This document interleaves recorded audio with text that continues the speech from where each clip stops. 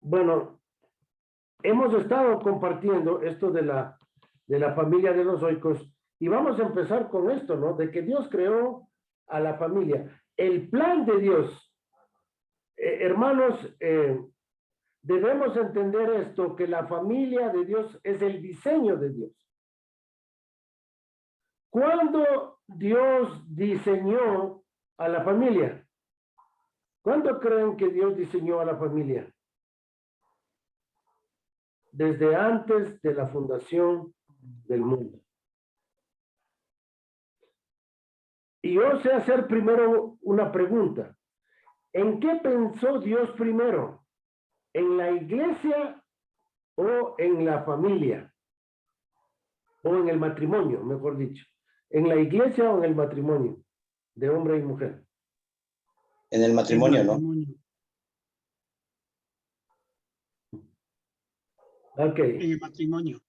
Una vez más voy a repetir la pregunta, ¿no? En la iglesia. ¿En qué Dios pensó Dios primero? ¿En la iglesia o en el matrimonio? Ya tenemos dos opiniones. El matrimonio. Alguien dijo en el matrimonio, otros dijeron en la iglesia. Bueno. Porque el matrimonio iba a ser la iglesia. Entonces, ¿qué era el matrimonio? ¿El matrimonio entre quién y quién?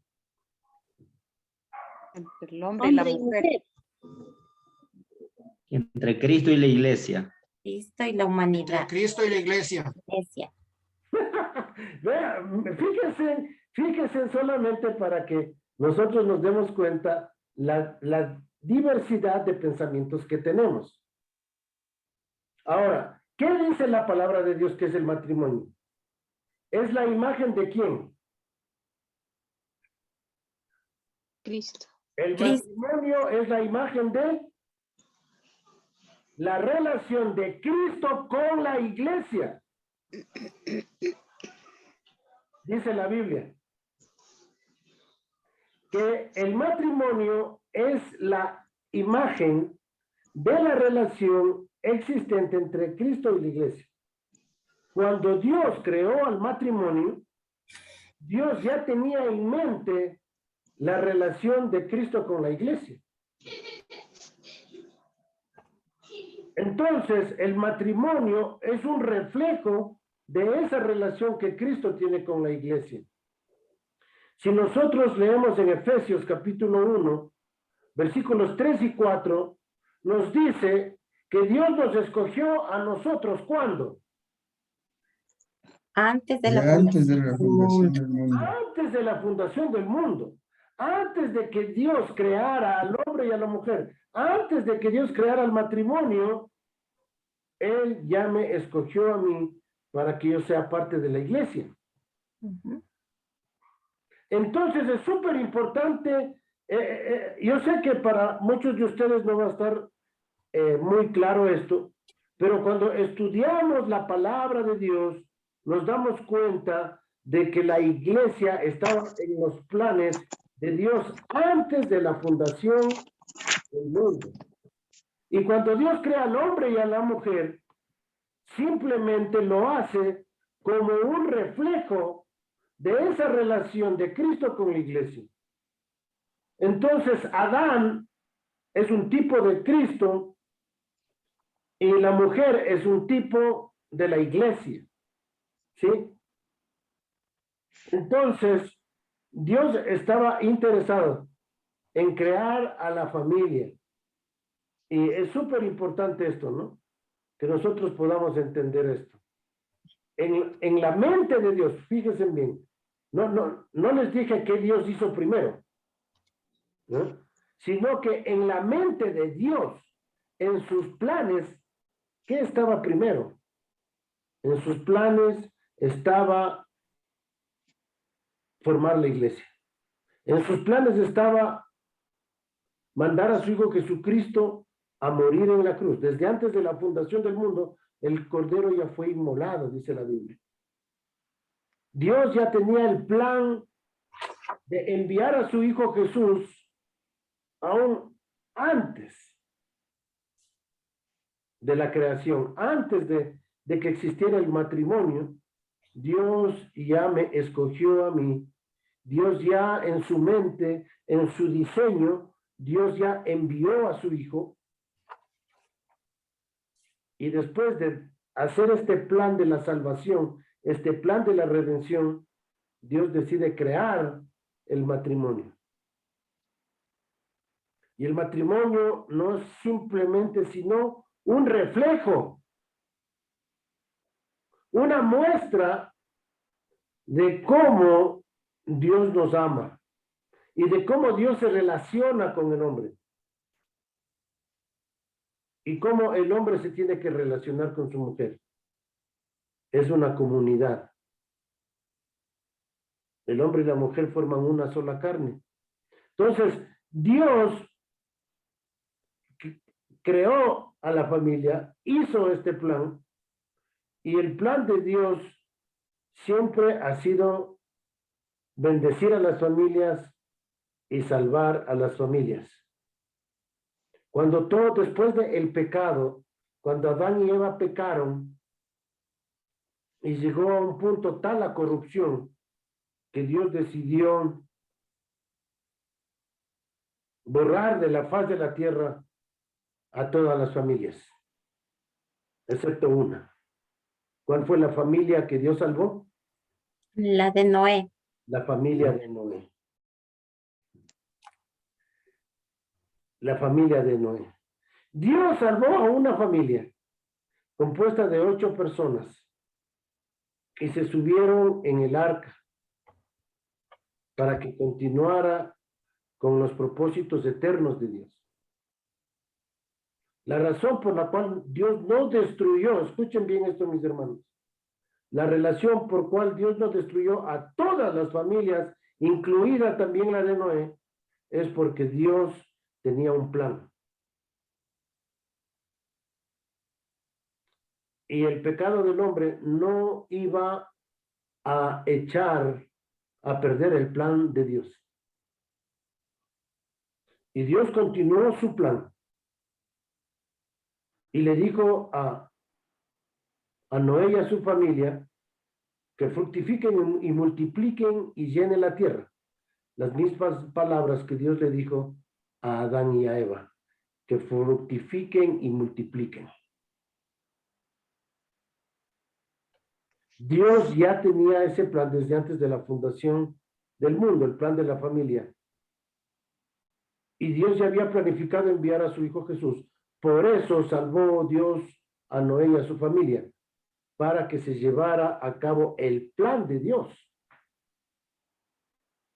Y por gracia y por fe, la familia de Noé fueron salvadas. Noé escuchó la voz de Dios, hizo el arca tal cual Dios lo hizo, y Dios salvó a esta familia. Y lo mismo Dios quiere hacer hoy, mis hermanos. Lo mismo Dios quiere hacer hoy. Las familias se están yendo al infierno. Y Dios salva a familias para que las familias compartan el evangelio. Es igual del caso de Noé. Nos estaba compartiendo Abraham de este problema que existe, ¿no? En México, en Venezuela, tenemos un problema aquí en el Ecuador, pero el plan de Dios ha sido salvar a las familias, mis hermanos. Y vamos a leer esto en Génesis, capítulo 12, versículo 3. ¿Qué nos dice Génesis, capítulo 12, el versículo 3? Nos dice, bendeciré a los que te bendijeren y a los que te maldijeren, maldeciré. Y serán benditas en ti todas las familias de la tierra. Dios muestra su corazón, nos revela su plan a través de Abraham. Y Dios le revela a Abraham cuál es su plan. Y el plan es bendecir a todas las familias de la tierra. Bendecir a todas las familias de la tierra. Dios ha tenido una visión para salvar a las familias. Dios siempre ha querido salvar a las familias. Y Dios escogió a familias en el Antiguo Testamento para a través de esas familias, para que a través de esas familias otros conozcan a Jesucristo como Salvador. Otros conozcan a Jesús como Salvador. Todas las familias de la tierra van a ser bendecidas. Ahora, vamos a leer Génesis 22, 18 para mostrarnos cuál era el plan de Dios para poder bendecir a las familias. Se nos revela a nosotros el plan de Dios en Génesis 22, 18. ¿Qué dice Génesis 22, 18? En tu simiente serán benditas todas las naciones de la tierra, por cuanto obedecisteis a mi voz. Muy bien, aquí Dios nos da una revelación un poco más específica de cómo es que Dios va a bendecir a las familias y nos dice que en la simiente de Dios va a bendecir a todas las naciones. Y las naciones se componen de familias o tribus. ¿Sí? Entonces, Dios nos manda a nosotros para que compartamos el evangelio con las familias. Fíjense en cómo se cumplió esta promesa de Dios. ¿Cómo se cumplió la promesa de bendecir a las familias? Vamos a leer Gálatas capítulo 3, versículo 16. Me voy a adelantar a eso para poder explicarlo. Gálatas capítulo 3, versículo 16. ¿Qué dice allí, mis hermanos? Gálatas capítulo 3, versículo 16. Muy importante versículo. Ahora bien, a Abraham fueron hechas las promesas y a su simiente. No dice, y a la simiente como si hablase de muchos, sino como de uno, y a tu simiente, la cual es Cristo. ¿Cómo iba a bendecir Dios a las familias de la tierra? A través de la simiente. De Cristo. Es del Cristo. Que es Cristo. Según Génesis 22, 18, Dios iba a bendecir a las naciones por enviar a su simiente. Y en Gálatas 3:16, Pablo nos explica que lo que le estaba diciendo a Abraham era que las naciones iban a ser bendecidas en Cristo. Todos aquellos que creen en Cristo son engendrados De Abraham. De Dios. Leamos Juan 1:13. Ahí, Juan 1:13, donde ustedes tienen ahí. Juan capítulo 1, versículo 13, ¿qué dice?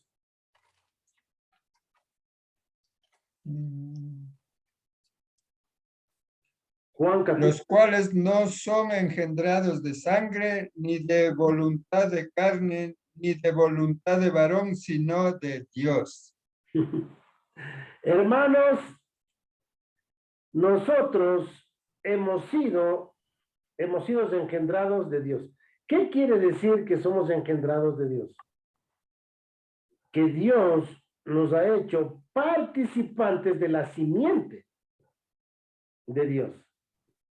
Cuando una persona conoce a Jesucristo, conoce a la simiente de Dios que es Cristo, es engendrado por Dios y según el versículo de Juan 1:12 pasa a ser hijo de Dios. ¿Qué dice entonces Primera de Juan 3:9? Fíjense en lo que dice ahí, Primera de Juan capítulo 3, el versículo 9.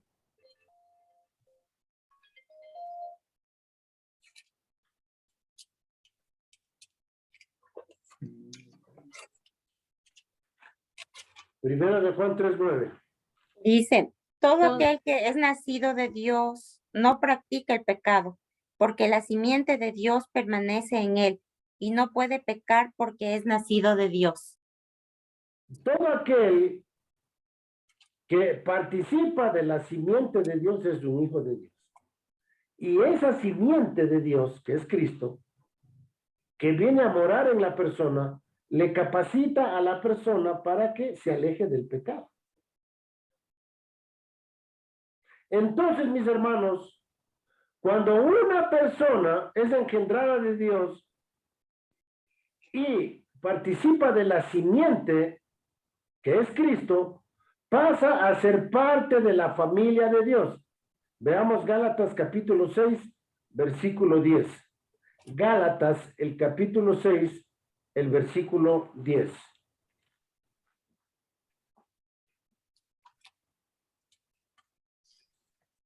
Dice, por lo demás, hermanos míos, Gálatas Gálatas, espera. dice, así que según tengamos oportunidad, hagamos bien a todos y mayormente a la familia de Dios. Mis hermanos, pasamos nosotros a ser parte de esta familia de Dios. De la fe.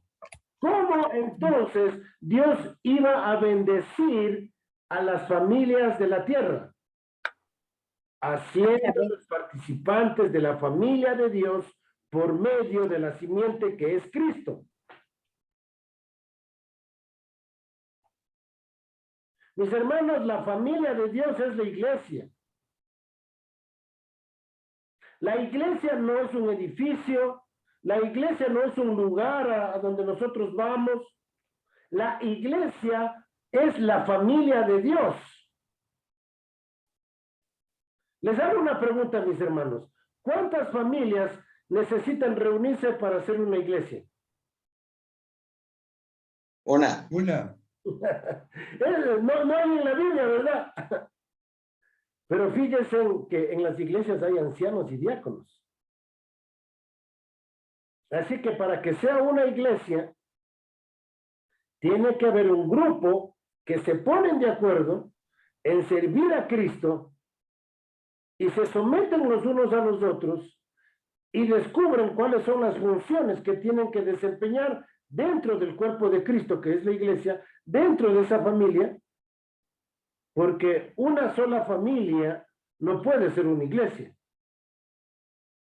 La iglesia es el conjunto de familias que sirven a Cristo. Entonces, si en su familia todos son creyentes, la responsabilidad de esa familia es compartir el evangelio con otras familias para establecer una iglesia. Entonces, la pregunta es si nuestras familias están dispuestas a servir a Cristo y a establecer iglesias o a plantar iglesias. Es decir, mi familia se compromete a servir a Dios para alcanzar a otras familias, para que conformemos la iglesia, para que conformemos un grupo de familias que se llama iglesia y podamos nombrar ancianos en esa iglesia en casa o en esa iglesia como grupos de familias.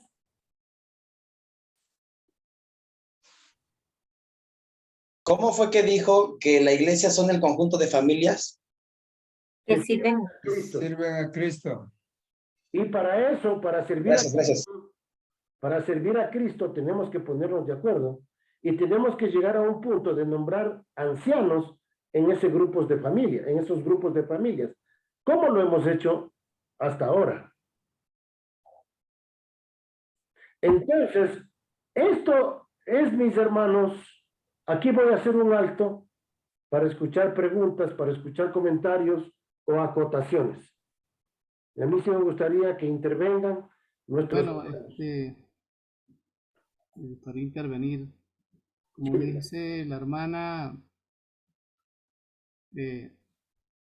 acerca de su intervención, la hermana Ninfa, Sí. que es muy importante esta enseñanza, es demasiado importante.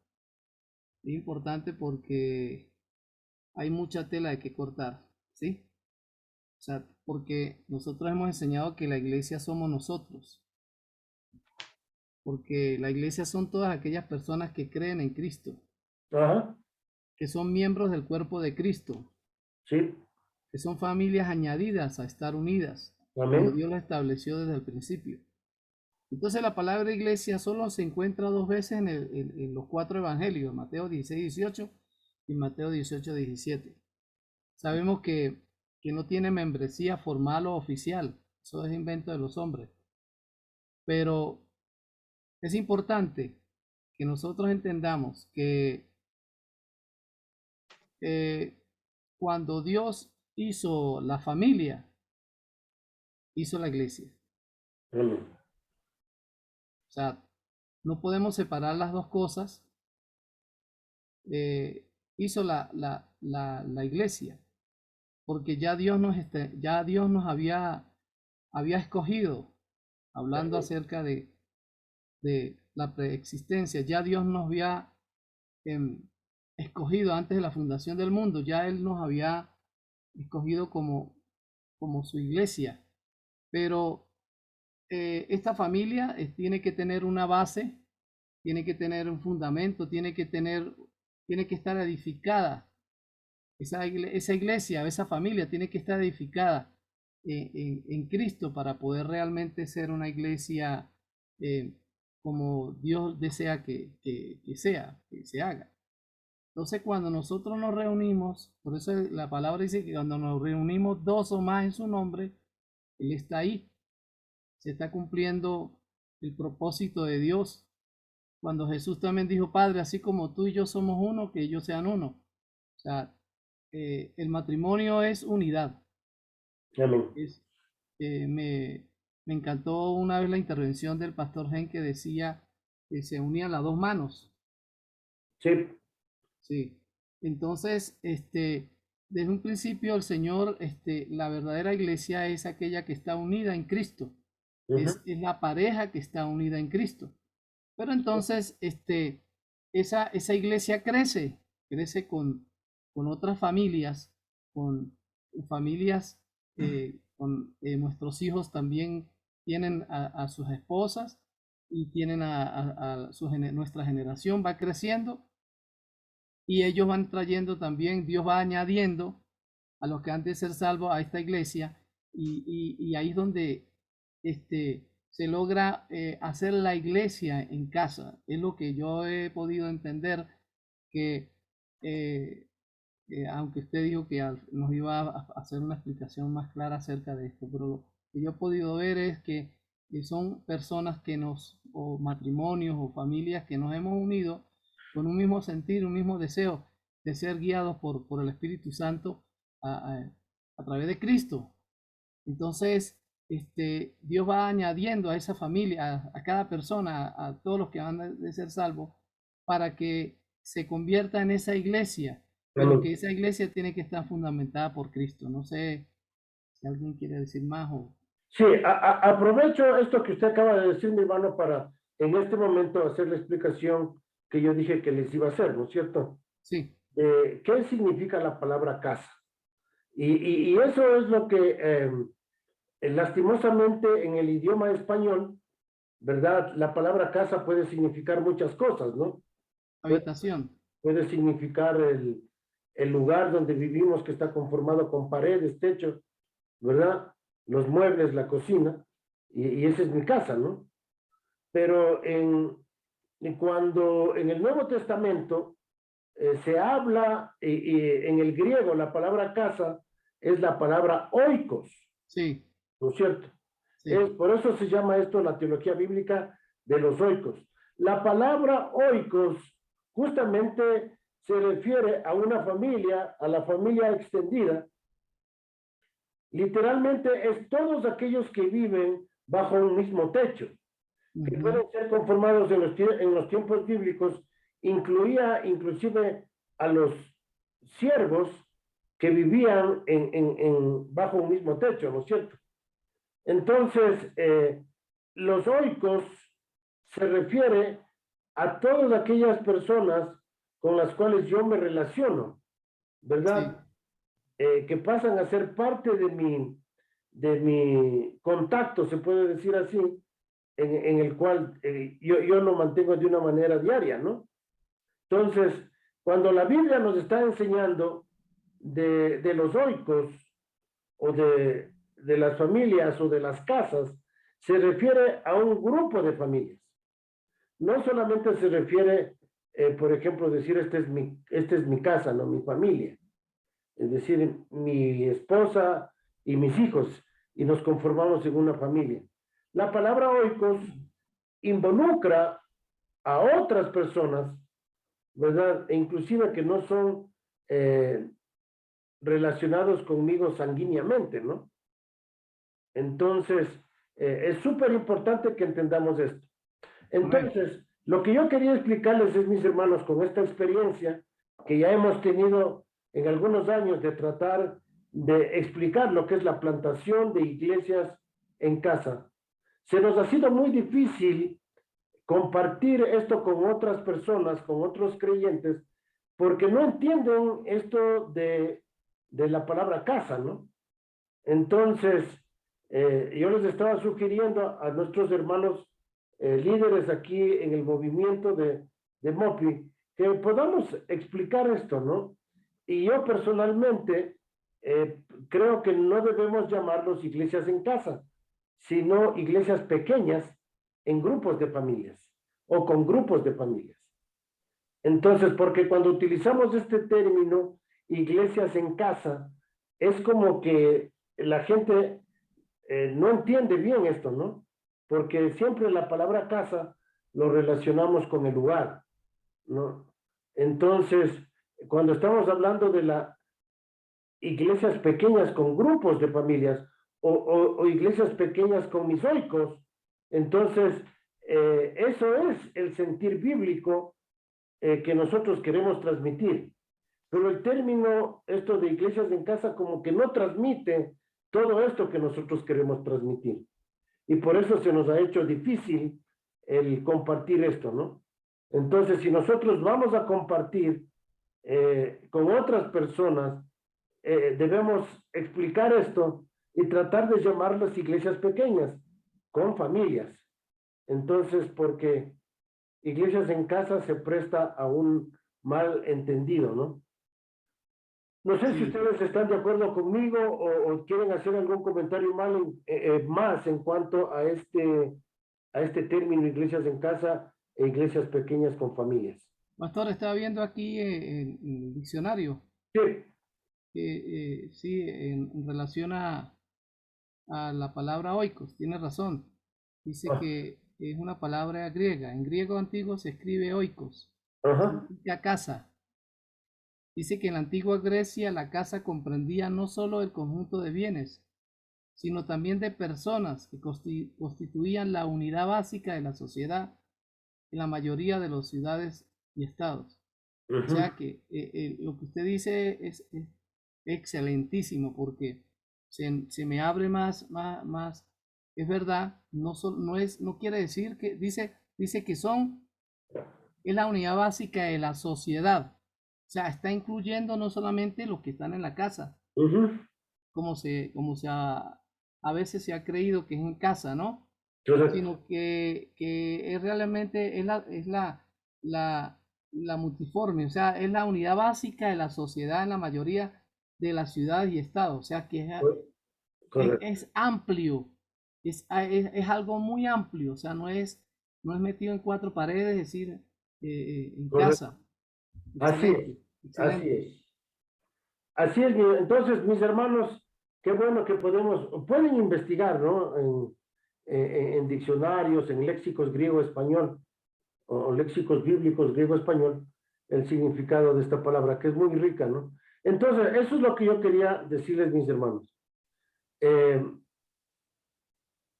Bien, veamos aquí, y continuando acá con el Antiguo Testamento, vemos ejemplos en el Antiguo Testamento, y solamente aquí tengo un ejemplo de cómo Dios quería que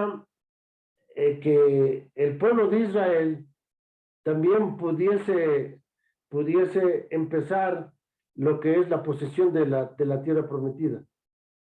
Y vamos a ver el ejemplo en Josué capítulo 6, 17 y 25, 2 versículos del libro de Josué capítulo 6 con la familia de Rahab.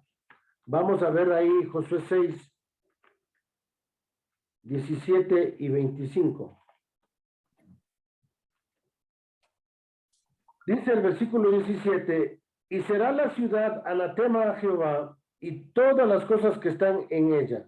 Solamente Rahab, la ramera, vivirá con todos los que estén en casa con ella.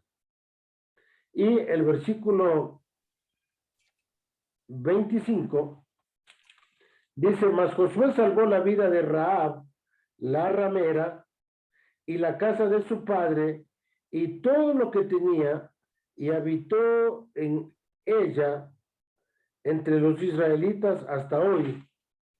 Y cuando escondió a los mensajeros que Josué había enviado a reconocer Jericó.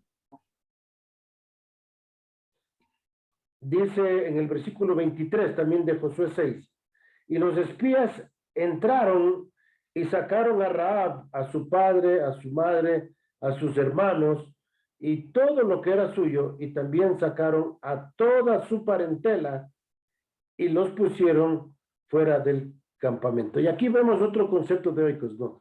Toda la parentela, mis hermanos. Entonces, eso puede incluir tíos, puede incluir abuelos, etcétera, ¿no?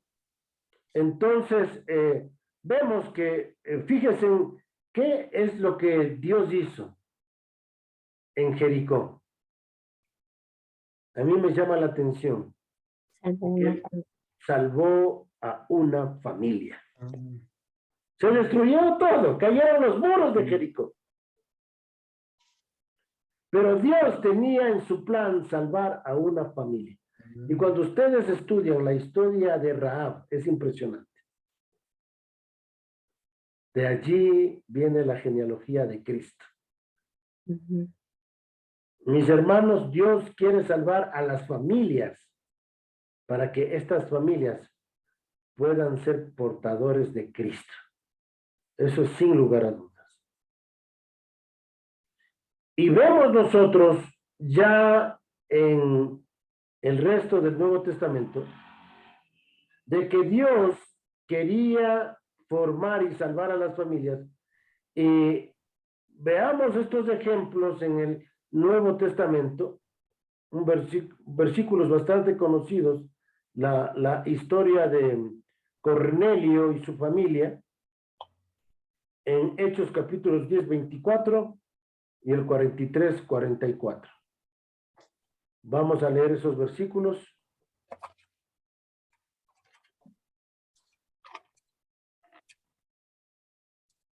Si alguien me puede ayudar leyendo. 10:24 dice, al otro día entraron en Cesarea y Cornelio los estaba esperando, habiendo convocado a sus parientes y amigos más íntimos. Y el 43 y 44. Y el 43, de este dan testimonio todos los profetas, que todos los que en él creyeren recibirán perdón de pecados por su nombre. Mientras aún hablaba Pedro estas palabras, el Espíritu Santo cayó sobre todos los que oían el discurso. Ok, entonces, ¿sobre quiénes cayó el Espíritu Santo? Sobre las familias y amigos y los que estaban escuchando la palabra. Ya.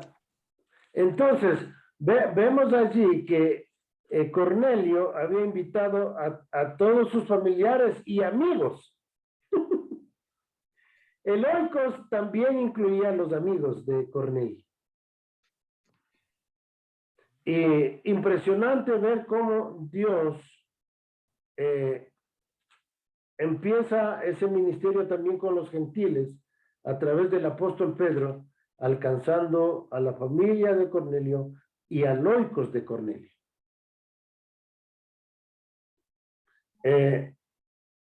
Cuando yo estaba, quizás un poco antes de que yo empezaba a escribir todas estas cosas, yo ya había tenido algún entendimiento de esto y decidí ir a mi tierra natal, Ambato, a compartir con mi familia el evangelio. No les cuento todo porque me voy a hacer muy largo, pero en definitiva lo que ocurrieron es que algunos primos y sus familias aceptaron a Cristo y tuve el privilegio de bautizarles.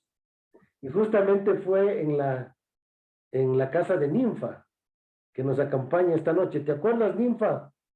Que les bautizamos allí en el jacuzzi de los departamentos. Ajá, sí. Fue una bendición preciosa el que el Señor nos dio. Ujú. Entonces tuve el privilegio de bautizar a algunos primos y con ellos nos reunimos hasta ahora y seguimos estudiando la palabra de Dios. Entonces, es súper importante, mis hermanos, que compartamos el evangelio con las familias y oremos por nuestros oicos. Estaba compartiendo unos 2 años atrás este mensaje en los Estados Unidos y al terminar el mensaje se me acercó una jovencita y me dijo, yo había ya tirado la toalla y ya no estaba orando por mi familia. Pero después de este mensaje, voy a empezar nuevamente a orar por mis familias para que conozcan a Cristo. Qué bendición. Pastor, una pregunta. Sí, Después que Pedro predicó, se convirtieron 3,000, 5,000. ¿Dónde se congregaron todas esas personas? ahí dicen Hechos 2, ¿no? Se congregaban en el templo y en las casas, dice. En los templos En y el en las casas. templo y en las casas. Ok, En realidad era a las afueras del templo sí. y también en las casas.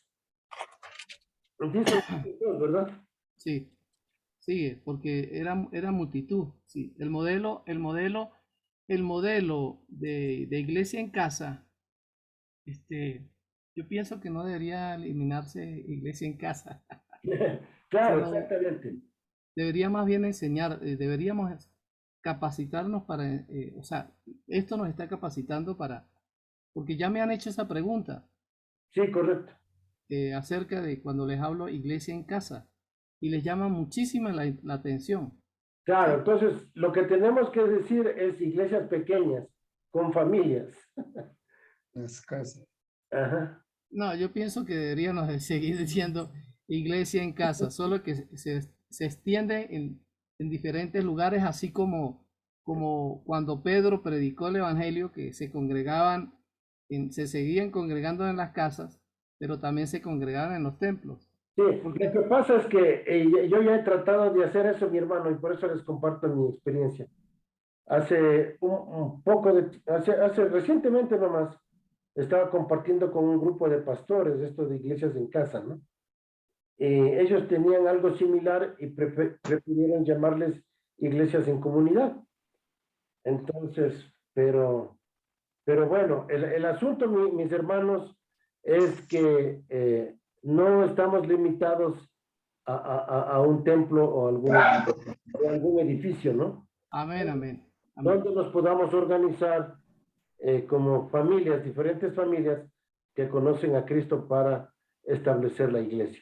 Sí, la idea es que iglesia en casa o iglesia en hogar es quitarle el pensamiento que incluso yo lo tenía, que en la iglesia era un edificio, era un lugar, pero de verdad que no, esto no.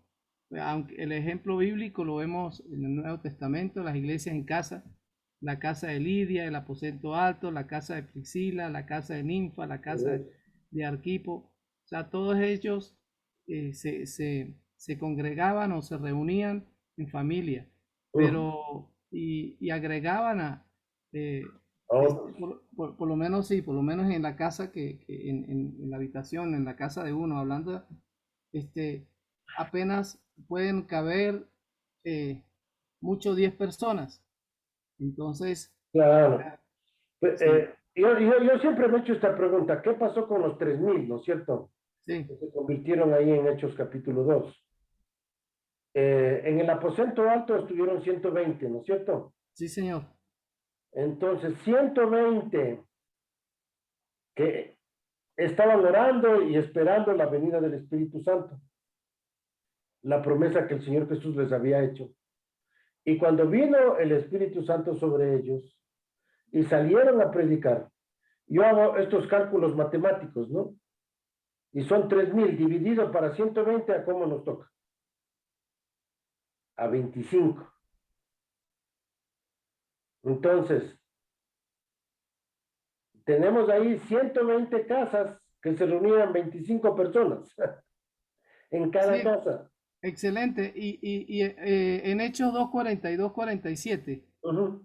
nos da un resumen de lo que debería suceder en una iglesia en casa. Sí, correcto. Sí. Ahí, bueno, más adelante vamos a estar estudiando ahí los 9 mandatos que aparecen ahí en Hechos capítulo 2, ¿verdad? Amén, amén. Y vamos a estar mirando eso. Ok, bien, mis hermanos, vamos a ver, ya para ir terminando, me voy al ejemplo de el carcelero de Filipos en Hechos 16. Les voy a leer versículos 31 al 34. Dice, y ellos dijeron, cree en el Señor Jesucristo y serás salvo tú y tu casa y tu familia. Y le hablaron la palabra del Señor a él y a todos los que estaban en su casa. Y él, tomándolos en aquella misma hora de la noche, les lavó las heridas. Y enseguida se bautizó él con todos los suyos. Y llevándolos a su casa, les puso puso la mesa y se regocijó con toda su casa de haber creído en Dios. Es impresionante cuando eso sucede. Déjenme, les doy un testimonio. Estuve en Otavalo, este sábado nos fuimos con Santi aquí a Otavalo, y nos estaban esperando todos los líderes de la iglesia allí, los ancianos y los diáconos, que eran 15 en total, y nos invitaron a que compartamos de qué se trata el plan de Dios para los discípulos de Cristo, ¿no? Entonces, para los que estamos estudiando ese libro, se trata de cuál es el proceso del discipulado en el libro de los Hechos y las Epístolas, ¿no? Entonces, compartimos con ellos brevemente, y al terminar, el líder de la iglesia nos dijo, mi hermano Pablo, yo quería que ustedes compartan esto, porque quería saber si ustedes tenían una doctrina diferente o no. Pero al ver que tenemos la misma doctrina, pues no hay ningún problema. Pero también escuchábamos rumores que ustedes se podían llevar a los miembros de la iglesia. Y yo les dije que es una responsabilidad de los líderes de la iglesia el de hacer los ejercicios que están en el libro, ¿no? Con los miembros de la iglesia. Es una responsabilidad de los líderes de hacer los diálogos para ver de lo que están aprendiendo y entendiendo del libro. Entonces, cuando nosotros compartimos esto con la iglesia ahí en Otavalo, pues nos dijeron, hermanos, queremos que nos enseñen y queremos también invitar a otros hermanos de la iglesia para que puedan tomar estos estudios. Entonces, me enteré que este domingo 15 de los hermanos expresaron interés. Así que hay 30 hermanos ahí en esta iglesia. Es una iglesia grande en Otavalo. Y pues que van a estar estudiando el libro. Entonces, es una bendición, mis hermanos. Y esto se me ocurre a mí, y cuando veo estos ejemplos de Cornelio, del carcelero de Filipos, vemos cómo Dios va obrando, ¿no? en la gente, y cómo Dios va salvando a las familias. Mis hermanos, que podamos nosotros comprometernos a trabajar juntos. Como les digo, mis hermanos, este es el único propósito. Aquí en el movimiento no tenemos ningún propósito más que este. Aquí no queremos que haya gente, como nosotros decimos, pastores de estrellas, ni líderes de estrellas. Queremos que todos sean participantes de la extensión del reino de Dios. Y qué mejor si podemos ponernos de acuerdo como familias para poder servir a Cristo. Y el último, yo para terminar, mis hermanos, Aquí solamente coincide Colosenses 4:15 con ninfas, y aquí tenemos a ninfa también, ¿no? Tenemos una hermana ninfa y aquí dice ninfas y sus oicos. Así que qué coincidencia, ¿no? Bueno, al mirar, mis hermanos, todo esto, vamos a leer Hebreos capítulo 3, versículos 5 y 6, donde se nos aclara en la Biblia qué es la casa de Dios. Hebreos 3, 5 y 6. Hebreos capítulo 3, versículos 5 y 6. Dice, y Moisés a la verdad fue fiel en toda la casa de Dios, como siervo, para testimonio de lo que se iba a decir. Pero Cristo, como hijo, sobre su casa, la cual casa somos nosotros. Ahí yo les pido que subrayen esa frase en el versículo 6.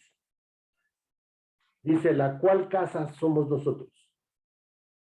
Si retenemos firme hasta el fin la confianza y gloriarnos en la esperanza.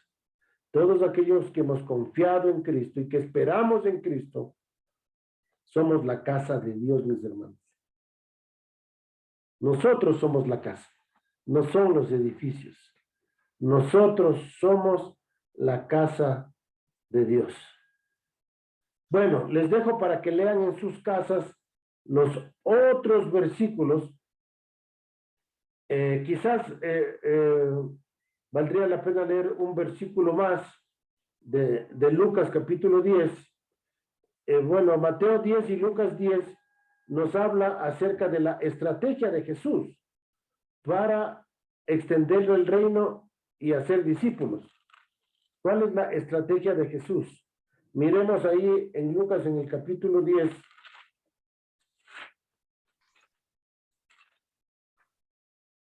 Desde el versículo 1.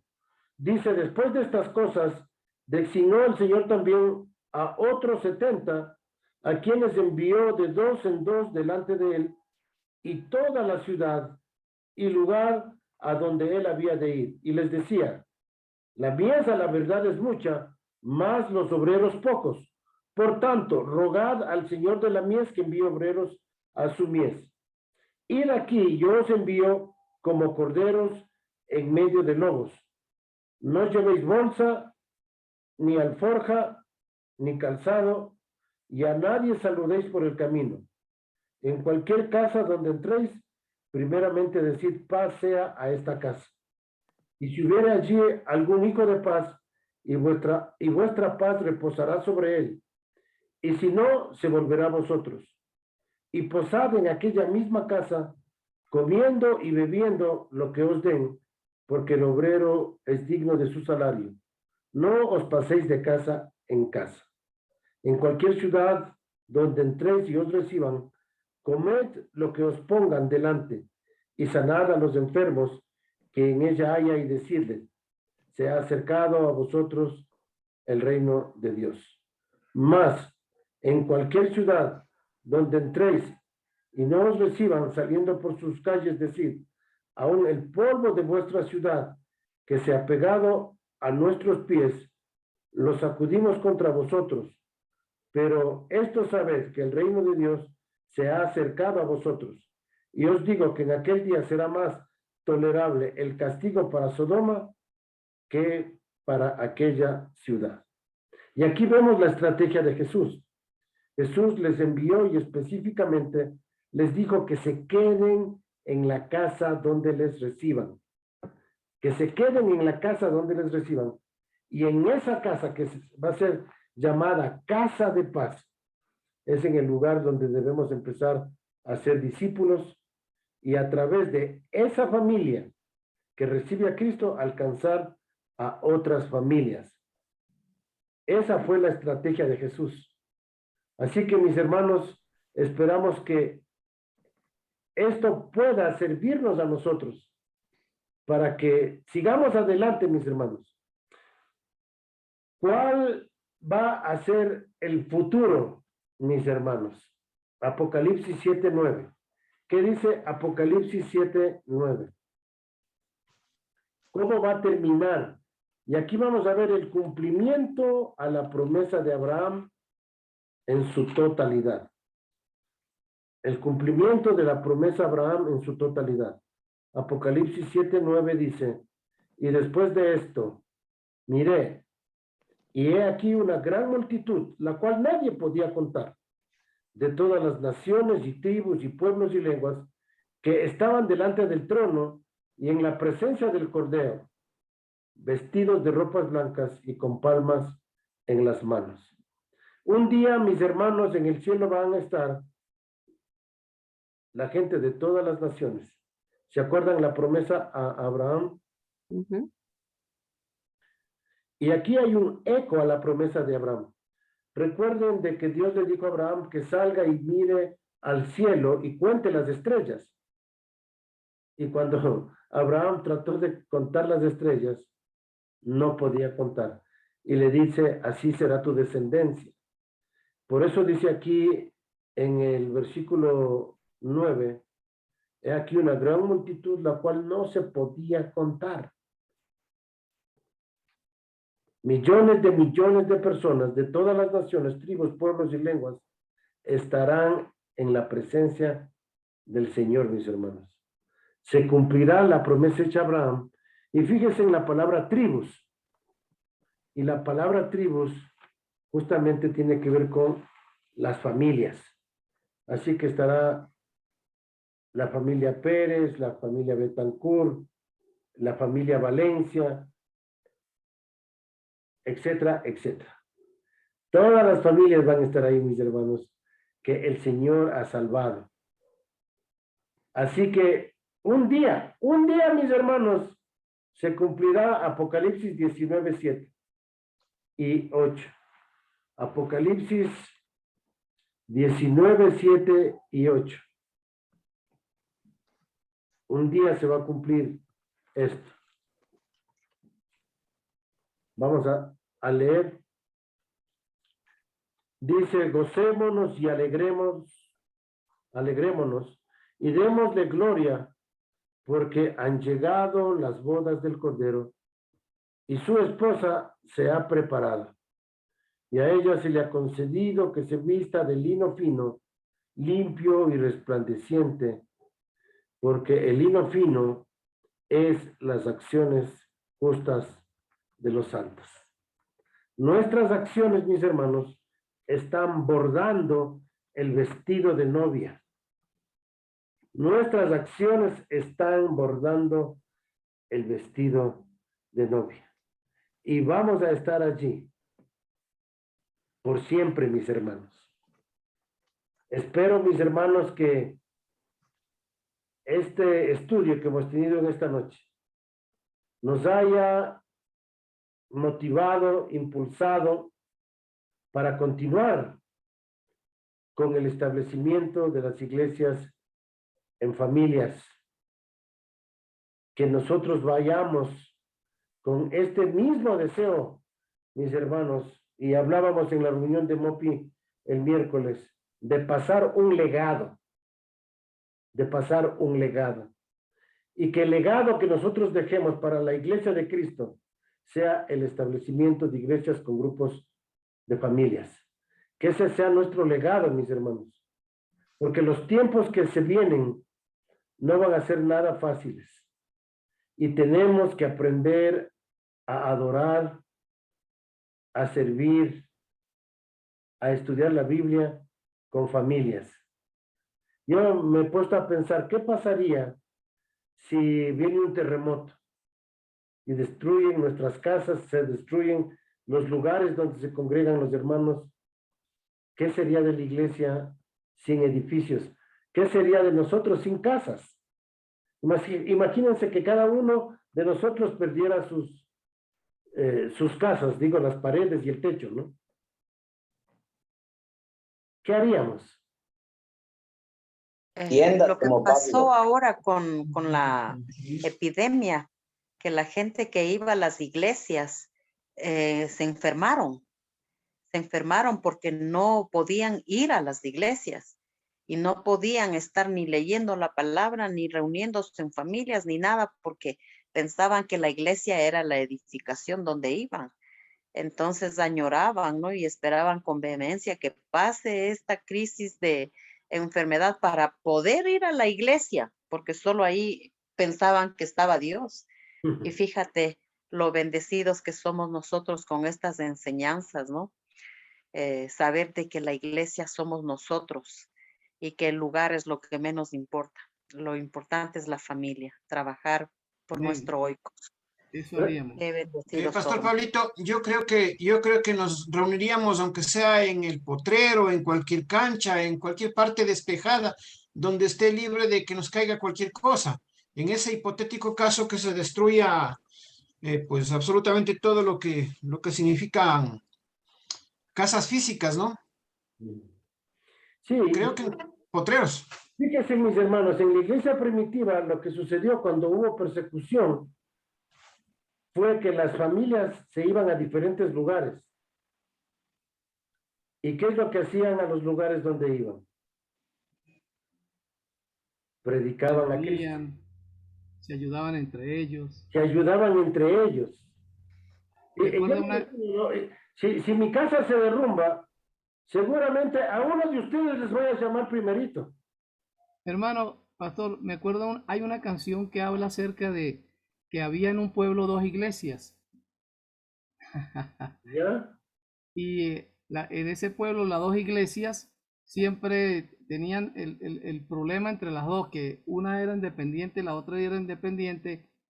Entonces no se la llevaban mucho porque una iglesia decía, no, este es mi pastor, y la otra, no, este es mi pastor. O sea, en el pueblo siempre era, y predicaban y era como una competencia. Y hubo un terremoto. Y se destruyeron todos esos edificios y todos esos lugares donde se congregaban y les tocaron que unirse en amor al Señor. Dios hizo que se unieran todos y fuese una sola iglesia. Entonces sí, hermano, si sucede eso, pues nos trae el pancito y nosotros ponemos el café con leche. Amén. Amén. Les digo a mis hermanos cuando nos reunimos, por ejemplo, para mí ustedes son la iglesia. Yo pertenezco a esta iglesia. Porque Amén. yo me siento parte de cada uno de ustedes. Y ustedes son parte de mí. Entonces ustedes son mi iglesia. Pero porque Dios quiere que nosotros nos multipliquemos y Dios quiere que extendamos el reino, cada uno de nosotros tiene que asumir la responsabilidad que el Señor nos da a cada uno de nosotros. Aunque todos nosotros somos una iglesia, Dios quiere que cada uno de nosotros extendamos el reino de Dios y vayamos a otros y compartamos con otros. Porque si por mí fuera, yo hiciera 3 enramadas y me quedaría con ustedes, mis hermanos. Pero en realidad lo que Dios quiere es que nosotros extendamos el reino de Dios y que cada uno de nosotros en los lugares que vivimos, con las familias que Dios nos ha puesto, con las personas que nos rodean, a cada uno de nosotros podamos extender el reino de Dios y formar nuevas iglesias. Y gracias a Dios por aquellos que han asumido ya el reto, la responsabilidad a la cual Dios les ha llamado. Y podamos continuar haciendo esto hasta que el Señor venga. Bien, mis hermanos, Amén. ¿cuánto tiempo nos queda, mi hermano Gen? Ya se acabó el tiempo, hermano, ya nos pasamos un poquito. Ah, no se acaba. ¿A qué hora se acaba? No, ya se acabó, ya 9:30 se acaba y estamos 7 minutos pasados. Ah, justo los 7 que esperamos. Sí, justo los 7 que esperamos. Pero les voy a hacer esperar 1 minuto además, mis hermanos, antes de orar. Como escuela es grato, lo que está sucediendo es una emoción tremenda la que tenemos.